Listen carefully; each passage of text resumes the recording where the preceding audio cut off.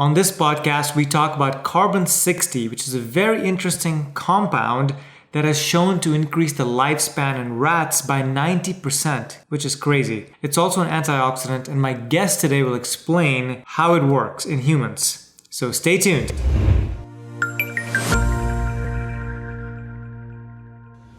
Chris Burres has been an entrepreneur since 1991 with the founding of SES Research, the first company to deliver carbon nanomaterials. When Chris realized that one of the chemicals he sold was based on Nobel Prize-winning chemistry and research by NASA, had been proven to significantly increase the lifespan of mammals, he struggled with his own skepticism and with the moral implications of marketing the material as a supplement. After some soul searching and some amazing testimonials, he decided to take the plunge and started by taking the product himself. Upon experiencing the results firsthand, he founded MyVitalC in order to make it a household name. He's now on a mission to help people live longer and healthier. Hey everybody, today I have on the podcast a special guest. His name is Chris Burres, and he's a research scientist and a co-founder of MyVitalC, which is a company that helps provide carbon-60 to humans. Now, Chris, I'm very excited because there's some scientific study, at least done in rats, that showed very positive results for aging, which we'll get into. But first of all, I wanted to introduce you to the Anti-Aging Hacks podcast. So welcome. Well, thank you so much, Faraz, for having me. I'm excited. I think this conversation is going to be deep and fun. Okay, great. So as a way of introduction to the audience, please tell us how your background and how you got into carbon-60 in the first place. So really, it all starts when I was still in college. I actually met my business partner, and he's still my business partner today. We're really actually, he and I have known each other and been working with each other longer than we have been with our respective wives. So we kind of have a business marriage.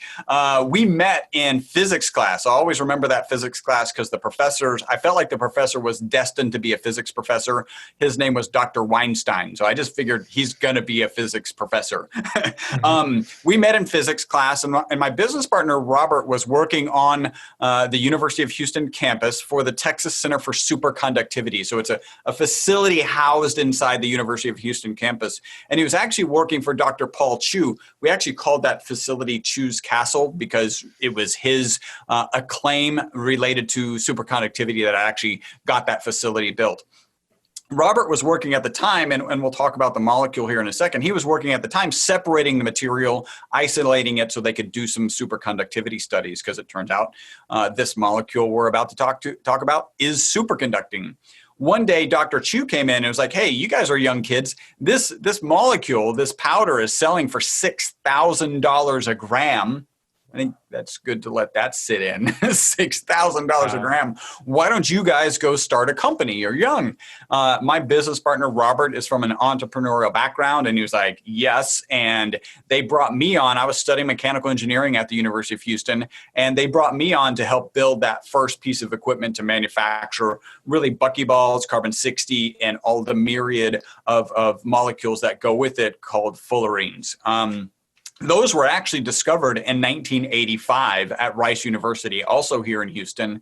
And the professors who discovered it, Smalley, Kroto, and Curl, they actually went on to win the Nobel Prize in 1996. So we'll be talking about Nobel Prize-winning chemistry for this whole podcast. It's pretty amazing. And the molecule is amazing. If you're watching, you can see me. I'm holding up a model. If you're just listening, the best way to describe the model is if you imagine a soccer ball. The lines on the soccer ball represent the bonds between the carbon atoms. So you have this spherical molecule of 60 carbon atoms in the shape of a soccer ball. Pretty amazing shape. It was actually the first closed cage molecule at that point. And again, they recognized it as having immense possibilities in terms of applications, really initially, both medical, industrial, potentially defense, and that's again why they won the Nobel Prize in 1996. Mm-hmm. Okay, so then great molecule, great discovery. How does this apply to humans? Like, why should people care about C60? That's a great question. You look at, let me just share one of the initial kind of theories about this molecule. Again, it's a closed cage. Imagine the soccer ball. The interior of that soccer ball is big enough for any atom on the periodic chart to fit inside of it. And in fact, there's a new symbol in chemistry because of this fullerene. We call it ESS60. Because of ESS60, there's a new symbol in chemistry, and that symbol is the @ symbol. We're familiar with it in our email addresses.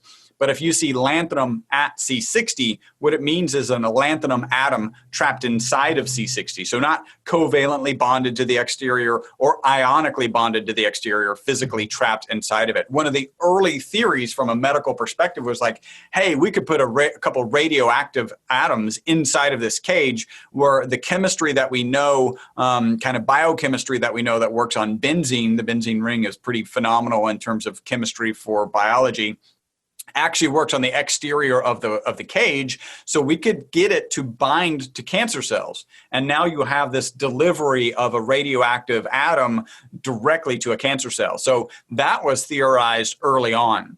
What really got us kind of to this point and where we're talking today is in 2012, they published the results of what was supposed to be a toxicity study. So anytime you've got something that's won the Nobel Prize and it has some fantastic properties, you assume man will be working with it on a regular basis.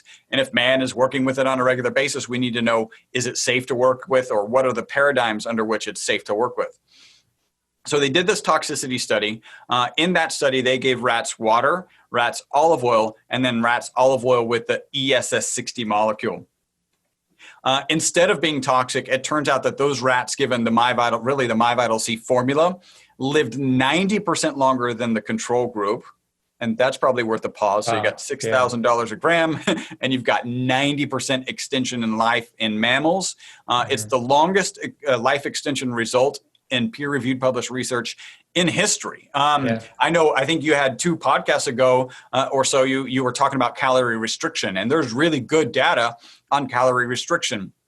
You restrict your diet by 30%, you can get a 30% extension in life. That's been proven in multiple animal models. I don't think they've done a really specific longevity studies in humans are kind of not done because those studies tend to go about on average 82 years.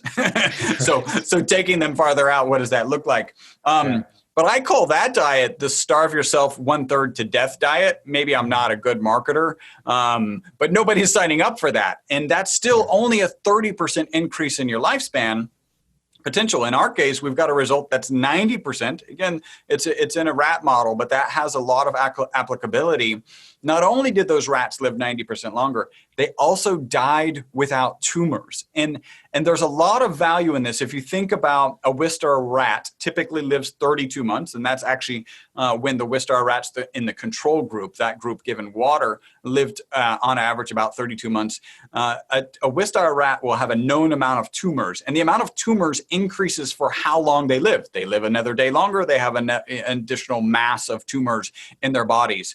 Those rats that were given the MyVitalC formula actually lived 90% longer and had no tumors. Now, got to be real careful here, right? I think especially if you're in the supplement industry, there's a lot of grandiosing of things.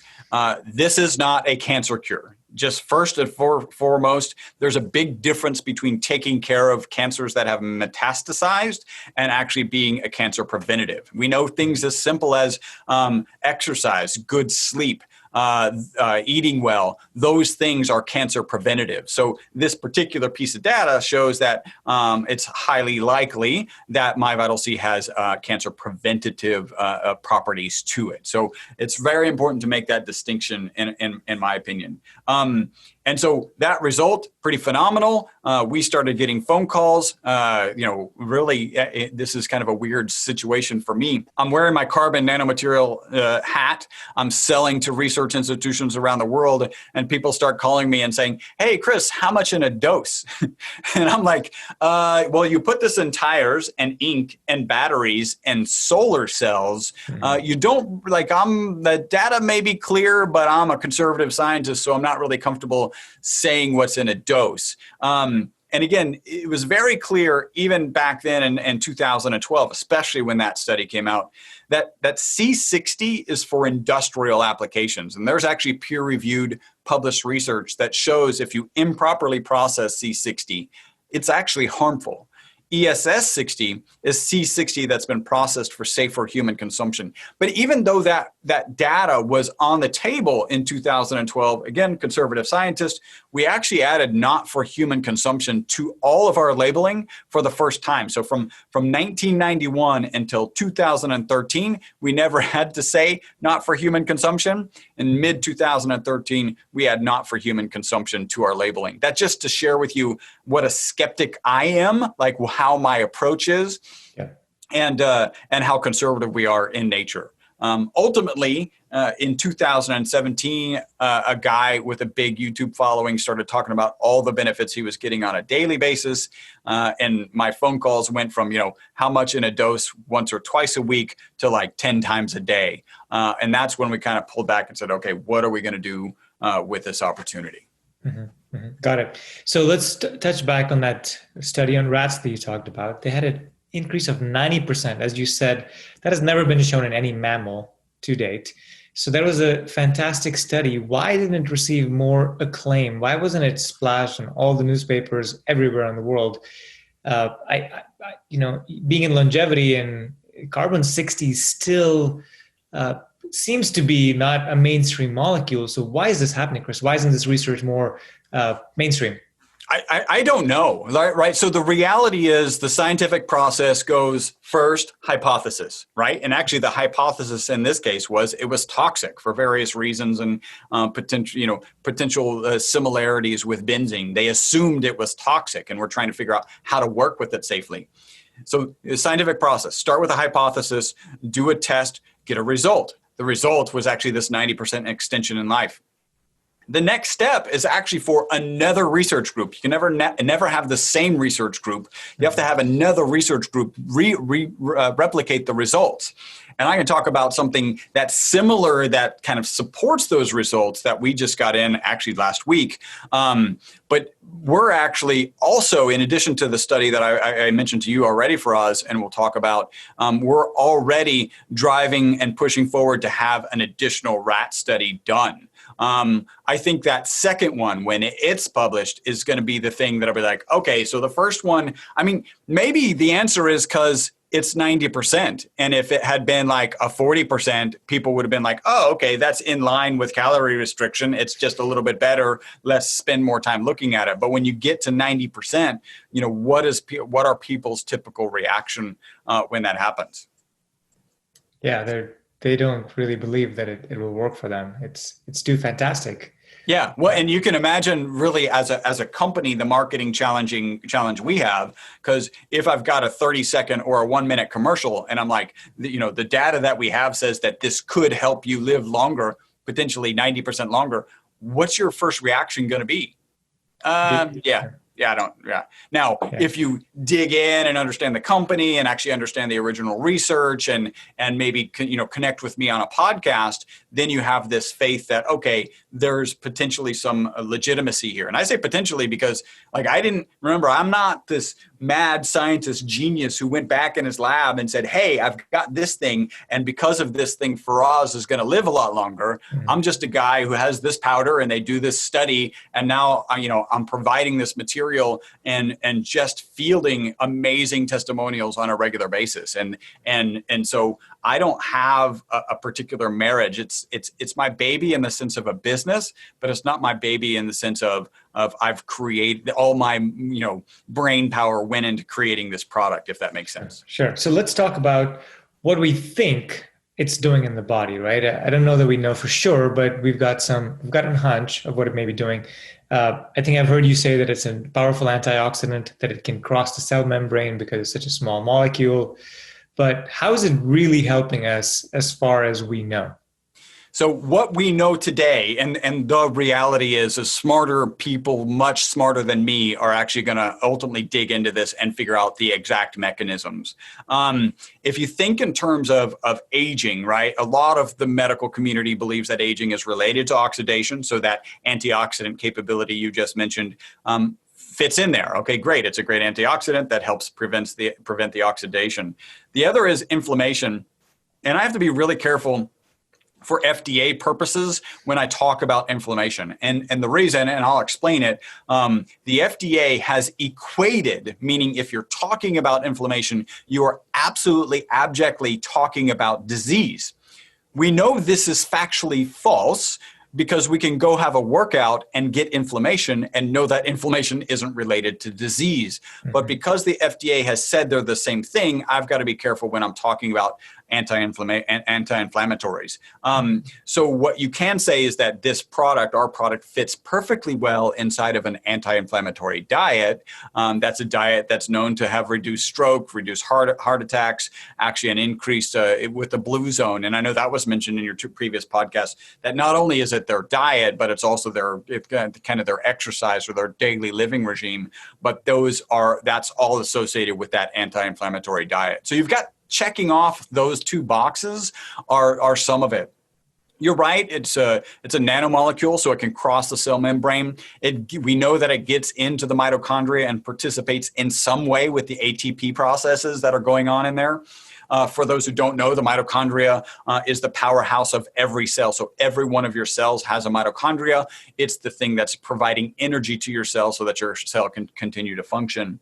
And if you had a room full of physicians, like kind of mitochondrial experts, if you were, and you asked them, hey, would it be great to have a free radical sponge in the mitochondria while it's going through the ATP processes, they would all say yes. What is the ESS60 molecule doing in there? Again, smarter scientists than I are actually going to dig in. Now, one thing that I'd like to add, and I think this makes a lot of sense, we get a lot of testimonials just across the board, and I can talk about some of mine. We can do that in a little bit. But one of our most consistent testimonials is people take our product in the morning, they report mental focus and energy during the day, and then better sleep that night. I'm actually doing a sleep study. I don't know if you can see this. I'm actually holding up a ring that's on my index finger. It's an Oura ring. And Oura ring is one of the better sleep trackers on the market. And we're doing a study. I'm actually connected with a professor, a University of California, San Diego professor, who is a consultant for Oura ring. So he's got access. If our kind of participants give him authorization, he can access the backside of their data and get extensive sleep data. So we're actually doing a sleep study where the first data that we collect is 10 days not on the product, having never taken the product, 10 days on the product, 10 days off, and 10 days back on the product, just to see that delta. So that is our most consistent testimonial, and that's why we're driving that. If you're getting better sleep, then almost all of your health will be better. We know that it's good for your mental, physical, and emotional well-being. I would also submit spiritual well-being. And so if you're getting that better sleep, then you're actually going to have a healthier body, period. Yeah, agreed. And we touched on this very briefly before we started the podcast, Chris. It's great that you're measuring something tangible like sleep, which is so important as part of your anti-aging protocol, as part of your health protocol. But I think you're also going to investigate looking at additional markers. The one I asked you about in particular as an antioxidant was the OX-LDL marker, which is the oxidized LDL, which is reflective, people believe, of the level of oxidation going on in your body. But of course, there's so much more to the inflammation markers and others to look at. So it's good to see that you're jumping into sleep because if sleep is being improved, there are other things being improved in the body, which we expect that yourself or smarter people, as you mentioned, might get to some of the deeper biomarkers that maybe carbon 60 or ESS 60 is helping change. Yeah, we're actually and this is what I shared with you. We're in the process. Actually, we already provided the material and cut the check. There's a Dr. Hunt who I spoke with about 6 months ago. He called last week and he shared with me that he had two people and they went through a full protocol. So it wasn't just our product. It was actually really following the David Sinclair protocol. So NMN enhancers and metformin. and our product. And they used something called DNA Age, which is a service actually where you give a little bit of blood and they'll tell you your age according to your DNA. He had 2 test subjects go through this process when they came out on the other side. So basically, they took that DNA age test on day 0, and then they took it 5 months later. I'm not that familiar. I'm actually kind of getting up to speed on what DNA age is looking at and how accurate can it be. Apparently, over a 5-month period, a good result would be just a 4-month extent. You're only aging 4 months in a 5-month period. So you've slowed it down by 1 month over a 5-month period. Yeah. In this case, actually, the ladies, there were two lady participants. One of them went back, I think it was 1.7 years, and the other one like 2.8 years, which is kind of unheard of. So he called me. He's all excited. He's like, "Hey, let's dig into this more. I also want to try a different age test." So in that first one, they used DNA age. Now we're going to use True Age, which is by a company called True Diagnostics. Phenomenal website. I need to have a conversation with them about to better understand what are we looking at in this DNA age test. But that's a phenomenal result. If you look about these rats living 90% longer and these ladies having a reduction of DNA age of 1+ years, even in one case 2.8.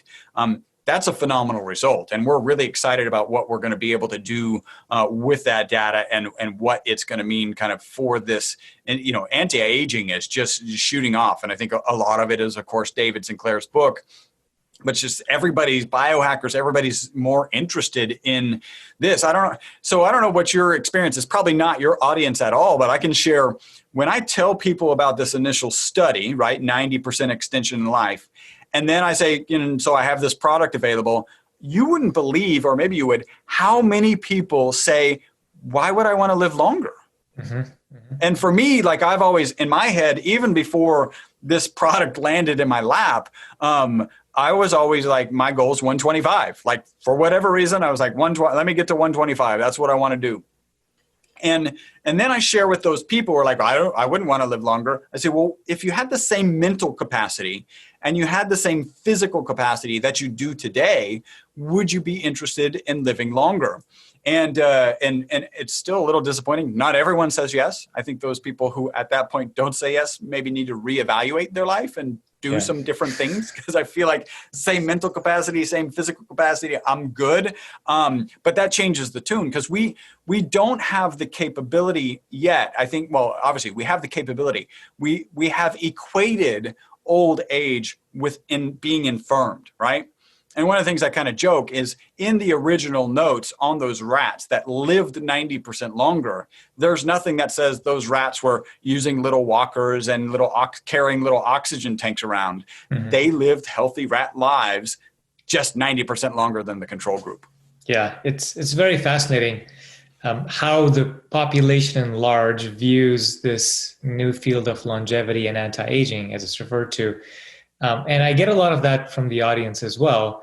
And it's a couple of things, right? Of course, as you mentioned, it's people think they're going to be infirm, they're going to be sick, they don't want to be in that space. And 2, people ask me, what am I going to do? Like my life isn't that exciting, so I don't want to just add 50 years of just boring life. And it brings me to that Bruce Springsteen song, I believe, which he says, life goes on even when the joy of living it's gone. I think that's Bruce Springsteen. Oh, yeah. That sounds right. Yeah. So it's having that purpose. And of course, the blue zones teach us about the people that are centenarians that cross 100 regularly have very strong purpose and drive in their life. They're not just living every day, just like the last one, right? So yeah, just along those lines, I'm actually working with a really good friend of mine, human behavior expert, and we're working on a book together. And the book is the title, I would say working title, but this will be the title, Reinvent Yourself as if you're going to live forever, because you might. Yeah. Right. Yeah. So, and the premise, and you're talking about exactly that person, that boring life.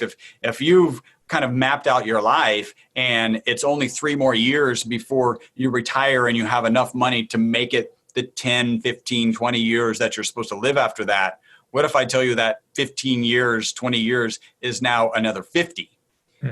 that 3 years to get to retirement is probably not the right answer. And again, I would agree with you. If the answer to the question of with the same mental capacity and same physical capacity that I don't really want to live longer, then yeah, reinvent yourself. And I think even David Sinclair brought that up in his book. In his mind is like, hey, maybe the process of working it has the same pattern as a lot of other countries. You actually go to military service for a short period of time, and then you're done with military service, right? Maybe there's this like period of time where you work, and that's where your contribution to society is, and your whole existence is focused on what am I going to do to have an impact, to be happy, to do the things that make me and society a better place. Yeah, and I'll touch on this, then I want to move on. But as we realize that getting mature and finally understanding and having a deeper respect for humanity, the environment, the world, our place in this crazy ecosystem with planets and stars and galaxies, the older we get, I think we get that maturity in our 50s, 60s, even 70s, but we become infirm, and now we start planning for death, right? So it's just a shame that when mentally we start to understand the puzzle pieces is when our bodies start to give up on us. So hopefully we can be much more productive in the years to come. And as you said, maybe work is just a little part of your life, but there's a lot more behind it. So let's move on to the next item on the next question I have, Chris, is that the ESS 60 versus carbon 60. What's the difference? And you make one of those compounds, right? Tell us the difference. Well, we actually make and sell both, right? And C60, it was kind of born out of us looking at the landscape of the C60 industry and being disappointed. So let me take a step back and talk to you about how I ended up being a supplement guy, because I never intended to be a supplement guy. I've been a carbon nanomaterial scientist since 1991. I've owned different companies. I believe that most people get into the supplement industry because they do like one of two ways. One, they say, I want to be wealthy and I'm going to do it with supplements. And I have no problem with people being wealthy. It's just not how I ended up in this industry. The other is people have maybe health concerns or health concerns of a loved one, and they figure out how to solve them. They do the research, they find the right supplementation regime, they research the companies so that they know they're getting quality products, and then now they want to save the world. Hopefully it doesn't surprise you. I'm all for people saving the world. It's just not how I ended up here. I've been making this carbon nanomaterial since 1991. They do this crazy, supposed to be toxicity study that gets published in 2012.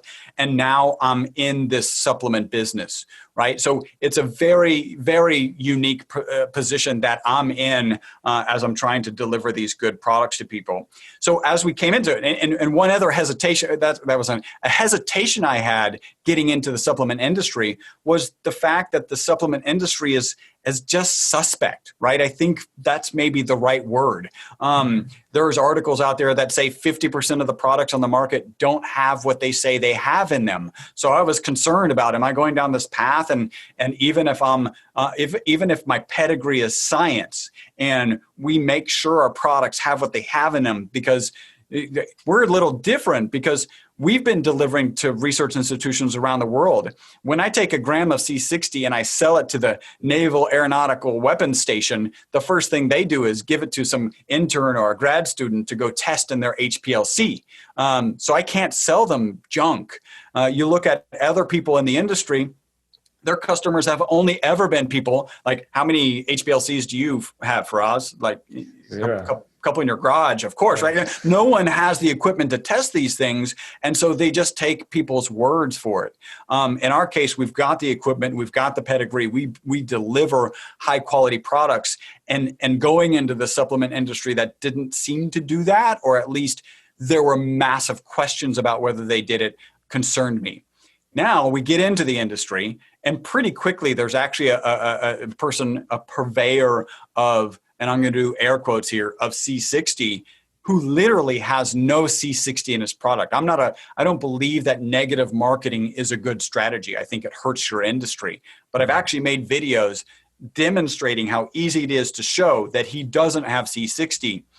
because he's not in my industry. He's just claiming to be in my industry.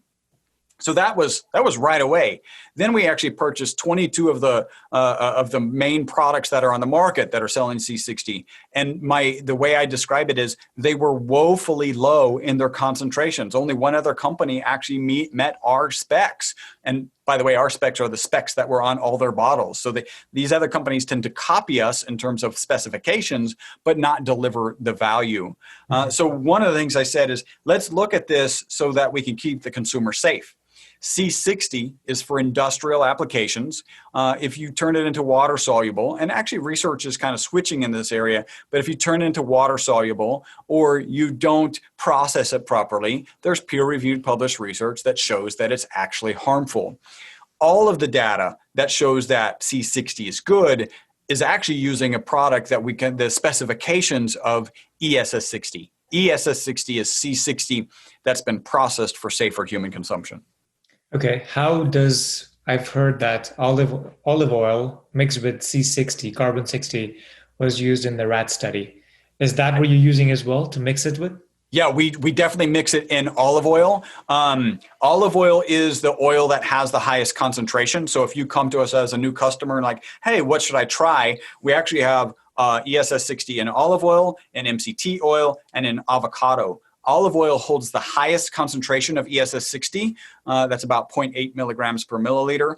Next is avocado, which is about 0.6 milligrams per milliliter. And then MCT is about 0.35 milligrams per milliliter. So it's significantly lower. You're getting a lot less ESS60 in the MCT product. Now, my particular, like what I do on a daily basis, I actually have kind of a bulletproof coffee thing. I put a little ghee. I actually add our MCT, which is actually a beautiful purple color because that's the color it turns when you dissolve ESS60 into it. So I use our MCT instead of the kind of bulletproof MCT that has ESS60 in it. And then I also take about a teaspoon and a half of our olive oil product while I'm making my coffee. And then for lunch, if I end up having a salad, which is actually quite often, I'll put a little of our avocado product on my salad. Mm-hmm. Okay. Now in the rat study, if I remember correctly, it was days of taking, I think 7 days of taking olive oil and carbon 60. Then you took that once a week and then once a month, right? Yep. For humans, is it recommended to take this every day? So the reality, additional research needs to be done on the dosing, right? The reality. I actually went in and did an allometric calculation about how much these rats got over. By the way, an allometric calculation is we understand that the metabolism of a rat is different than the metabolism of a human. So on a per kilogram basis, you may give them X of aspirin. For a human, because our metabolism is different, you won't give them X on a per kilogram basis. There's actually this allometric calculation which takes into account the metabolism. So I did a calculation based on how much the rats got. By the way, so you bring up a really interesting thing. These rats, given the MyVitalC formula, live 90% longer, right? Mm-hmm. Their last dose was at month 17. So at month 17, they stopped dosing. They stopped giving the water. Actually, at month 17 is when the first rat who was in the control group died. And they said, all right, let's stop dosing, whether it be water, olive oil, or olive oil with ESS60. They stopped that dosing at month 17. So from month 10 to month 17, they got doses. Even though that dosing stopped at month 17, those rats lived 90% longer out to month 62.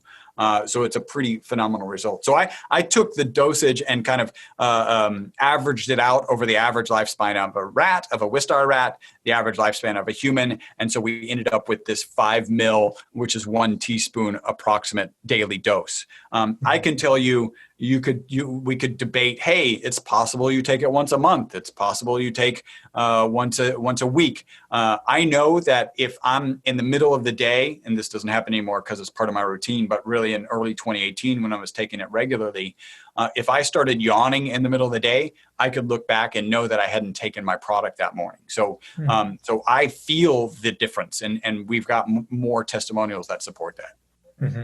That's very interesting. I'll have to try out the product. Again, I learned of this recently, so I was curious about how it worked before I tried it out. But it seems compelling, and I'm a biohacker, so I'm willing to take a little bit more risk than the average individual who, needs it to be mainstream, perhaps? Well, if it's okay with you, Faraz, I'm happy to send you a couple bottles, and if it makes sense, we schedule another podcast and we can talk about your experience. And that experience could be like, I didn't really feel anything. Again, my heart won't be broken because I didn't go in the lab and create this specifically for you. Or you can share whatever things that you do notice, because we're consistently getting positive testimonials. Okay, yeah, I'd be happy to try that. Thank you for sending me the bottle or bottles, whatever it is. Yeah. I'll try it out, and we'll talk about it again.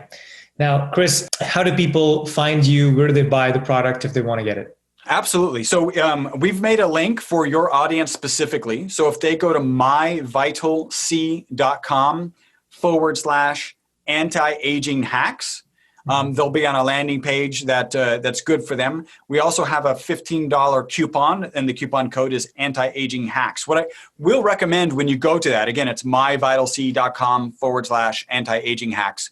When you go there, you can find our individual bottles. We've got olive oil, MCT oil. We actually have some pet products on that page. Get the olive oil. That's my recommendation. It's about $99 for a bottle.